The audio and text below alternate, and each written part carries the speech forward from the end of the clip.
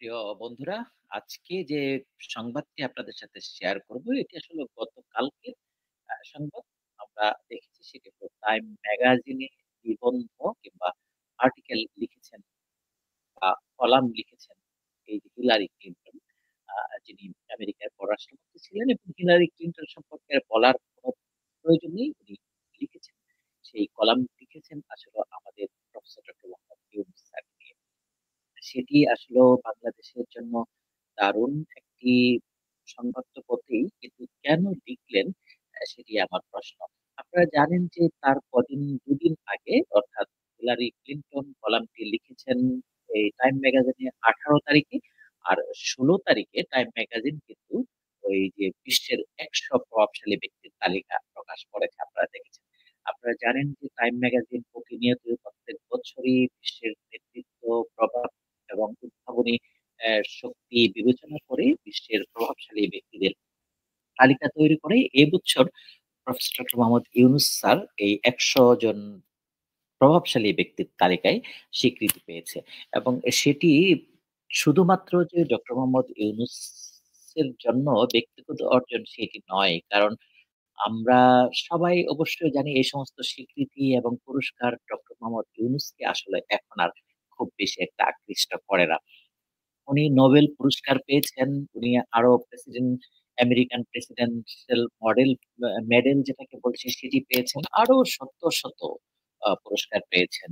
Honorary PhD degree থেকে শুরু করে আরো বিশ্বের অনেক গুরুত্বপূর্ণ যত ধরনের গুরুত্বপূর্ণ স্বীকৃতি এবং পুরস্কার রয়েছে সবগুলোই কিন্তু ডক্টর মোহাম্মদ ইউনূস পেয়েছেন। কেন পেয়েছেন?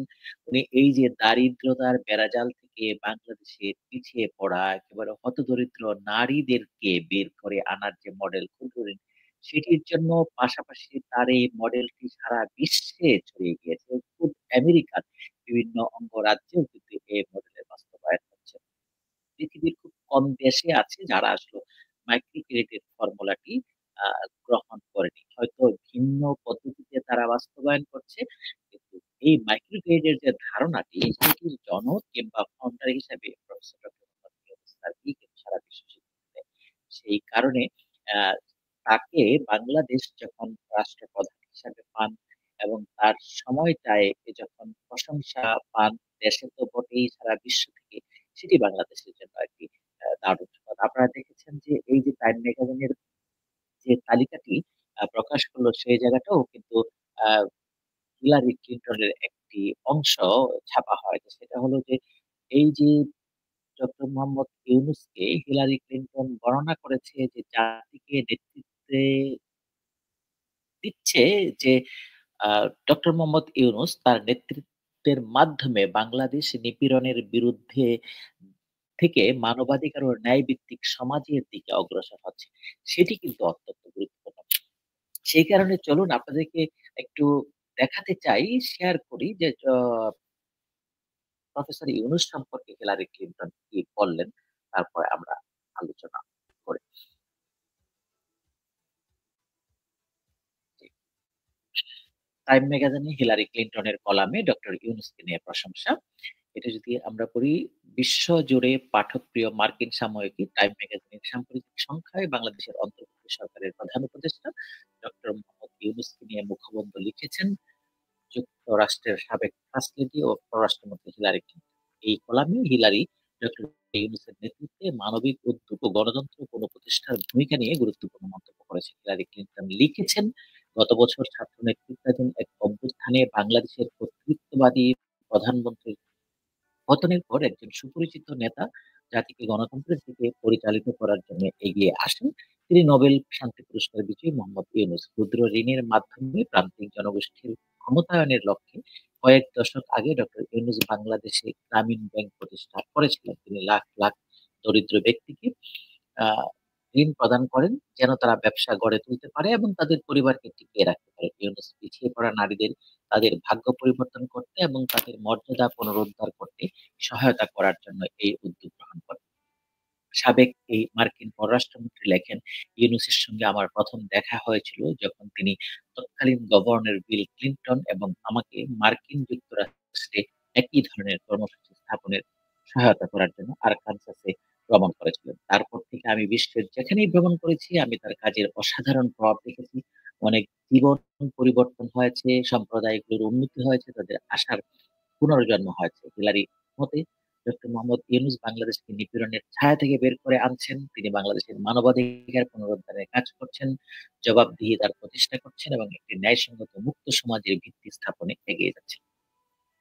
এটুকু আমি বললাম এবং মূল শেষের যে অংশটুকু আপনারা দেখলেন, সেটি কিন্তু এই বর্তমানে ডক্টর মোহাম্মদ ইউনূসের অন্তর্বর্তীকালীন সরকারের নেতৃত্বে আসার যে স্বীকৃতিটুকু, অর্থাৎ বাংলাদেশে ৯ মাস অতিক্রম করার পরে সরকার যেরকম আকাশসম ভালোবাসা পাচ্ছে বাংলাদেশের অভ্যন্তরীণ সমাজে, তেমনি বিশৃঙ্খলাও রয়েছে এখনো পর্যন্ত পুরো সন্তুষ্টি আসেনি। কিন্তু বিশ্ব থেকে বিশেষ করে আমেরিকার যে প্রশংসা এখন ডক্টর মোহাম্মদ ইউনূস পেয়েছে, সেটি দারুণভাবে বাংলাদেশকে আরো সাপোর্টিভ এনভায়রনমেন্ট তৈরি করছে অন্যান্য দেশগুলোর জন্য।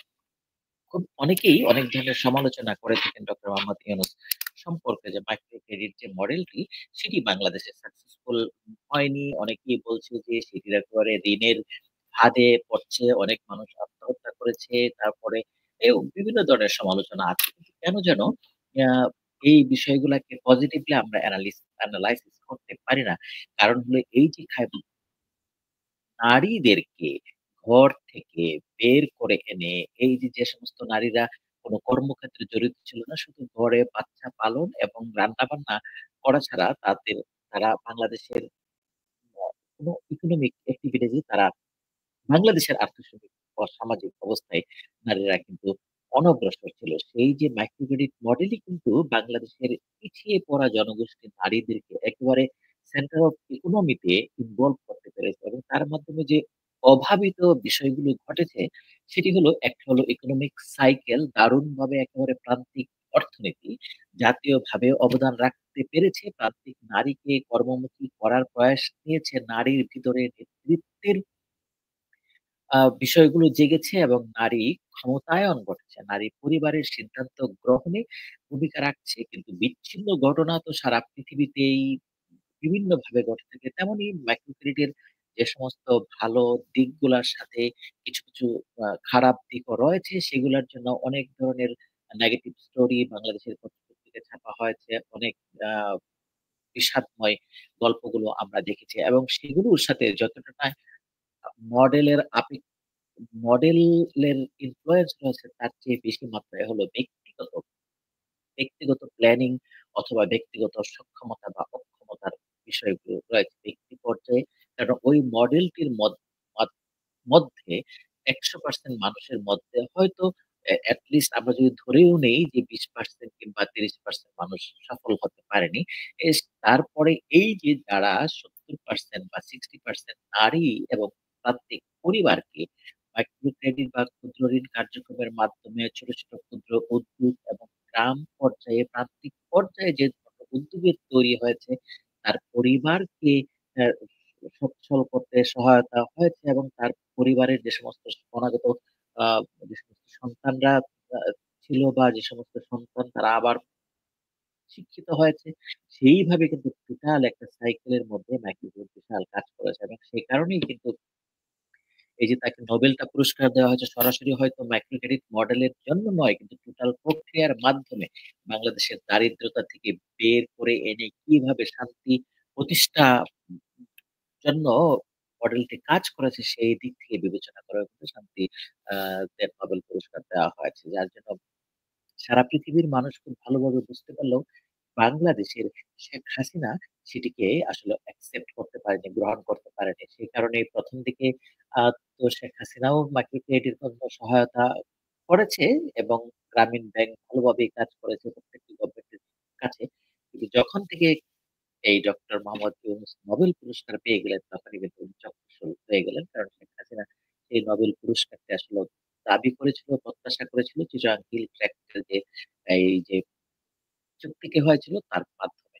সেটি যেভাবেই হোক ঘটেনি। সেই কারণে ডক্টর মোহাম্মদ ইউনূস আসলে হাসিনার শত্রুতে পরিণত হয়ে যাওয়ার পরে একের পর এক অত্যাচার, নির্যাতনের শিকার হয়েছে। বাংলাদেশের সবচেয়ে বেশি নির্যাতিত, অত্যাচারিত খালেদা জিয়ার পরে যদি কাউকে ধরা হয় তাহলে সেটি হলো এ ডক্টর মোহাম্মদ ইউনূস। তাকে শেষ পর্যন্ত কিভাবে জেলেও দেওয়া হয়েছিল সেটি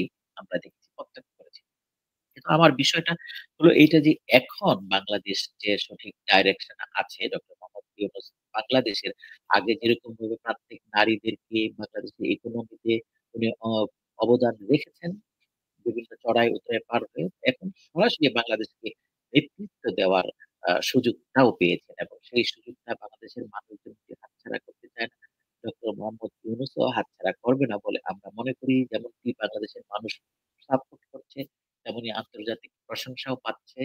আমরা আশা করি তার সঠিক নেতৃত্বে আগামী দিনে সুন্দরভাবে বাংলাদেশে গণতন্ত্র, সুশাসন প্রতিষ্ঠিত হবে, অর্থনৈতিক দুর্বৃত্তায়ন কমবে, দুর্নীতি কমবে, বাংলাদেশের মানুষের জীবন মান সঠিকভাবে উন্নতি হবে এবং মানবাধিকার এবং দুর্বৃত্তায়নের পথে জবাবদিহিতার প্রতিষ্ঠা আ সবকিছু বিঘ্ন করে জবাবদিহিতার জ জবাবদিহিমূলক সমাজ গঠনে যে ভূমিকা রাখছে এবং হিলারি ক্লিনটনের প্রশংসাও